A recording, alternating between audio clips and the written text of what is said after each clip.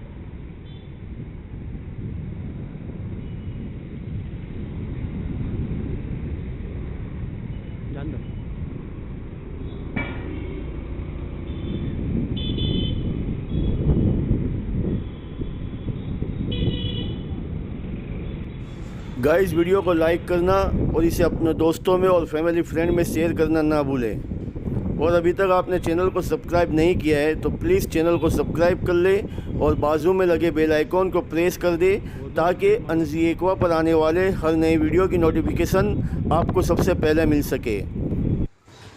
Guys, उम्मीद है video आपको पसंद आया होगा। फिर मिलेंगे एक नई वीडियो के साथ। तब तक के लिए अपना ख्याल रखें, अपनी दुआओं में मुझे याद रखें। अल्लाह हाफिज़।